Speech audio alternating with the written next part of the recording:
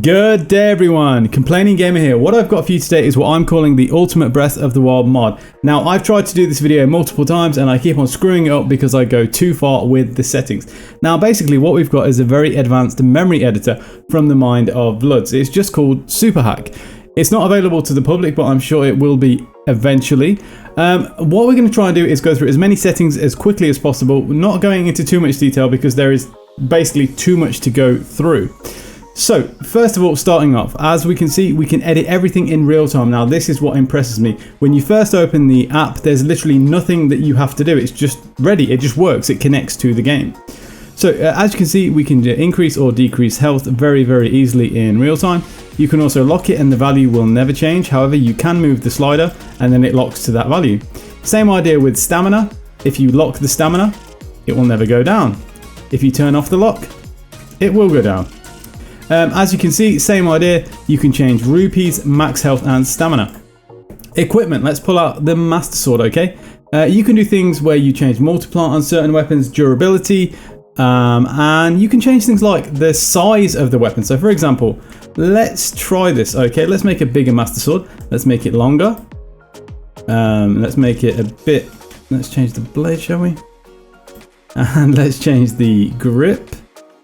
Okay, so now we should have a very insanely big Master Sword.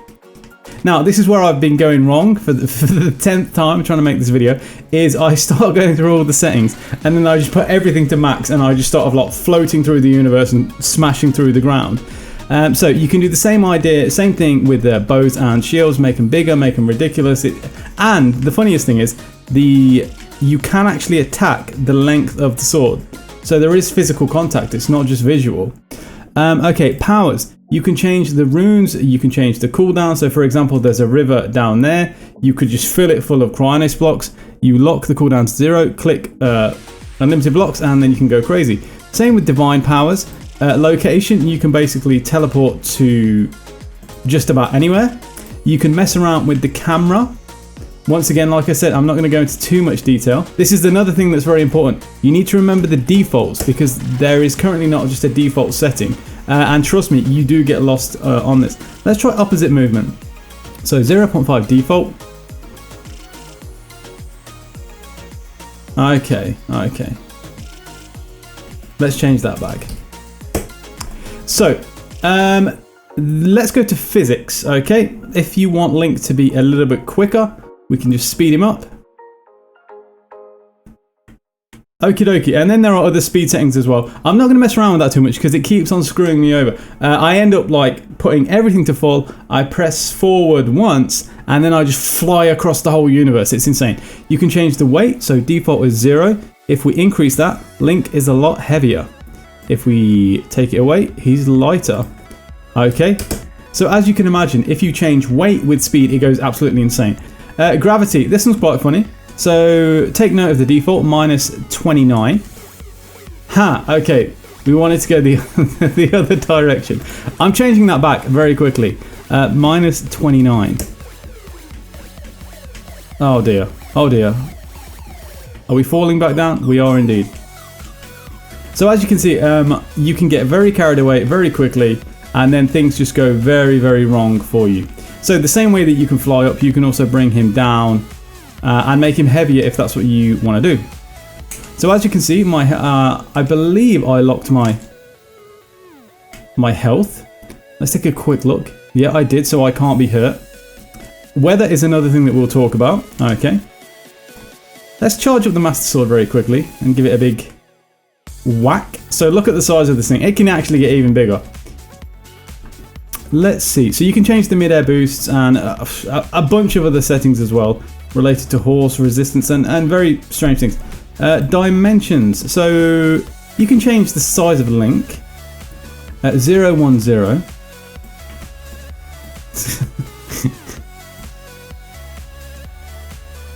and this is where things go a bit wrong.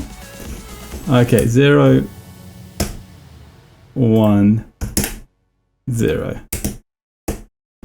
Thickness. Let's change his thickness.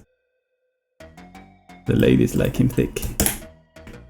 Okay, you get the idea. Some of these settings are a bit risky. Width. Is that weird? A lot of these are related to, you know, deformed effects. It's just it turns into an absolute mess. Okay, world. This is where things get a bit more interesting. Game time. We can just drag this around. I suppose the most effective way would be to look at the sky. Yeah, so we're just changing the time of day. Just like that. And of course, if you say to yourself, okay, let's find a nice time of day. Okay, let's say you like the way that looks. You can lock it. You can just lock it. And as you can see, there are clouds. You can change the cloud amount. Okay, you can lock that. There you go. That will not change. Weather modifier. Let's see what this does, shall we? So let's change it from 1 to 0. How about 1 to 2? 3? 4?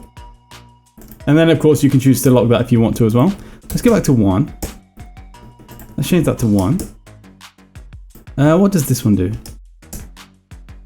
Light. Okay, this is where things get pretty darn cool. So let's lock all this. I like the way that looks. So imagine you are Dark Link. Okay. Now in theory, Dark Link he's a bad guy. So we've got our setting. We've got our Master Sword. You know, normal scale, of course. That looks very, very natural. So the setting is called Pikachu, and what we're going to do is basically go a bit crazy. You can just unload hellfire. In fact, what I noticed with the lightning is that you do actually need a lot of physical ground for the lightning to make contact. Otherwise, it doesn't really work. So let's try that again. Yeah, absolute madness. Absolute madness. Complete control. Then there's fun stuff. So this is where it gets a bit interesting. If you've ever wanted to play The Legend of Zelda Breath of the Master Sword, you can do that. Okay, you can just go on a journey with the Master Sword. You can just turn it off again, of course. So you've got some body disconnects, a few extra features. So yeah, I'm basically going to leave it there, people. You get the idea. If you have any specific requests about what you'd like to see, there's just so much you can do.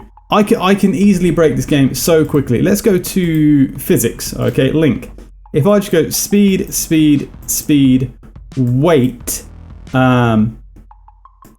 change the gravity. Things as soon as I push forward on the analog stick, it's gonna go absolutely freaking mental. So I think just one flick is gonna break the game. Let's try that.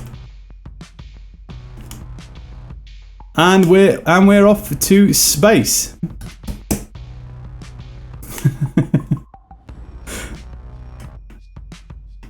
Oh dear. Yeah, and then things go a little bit mental.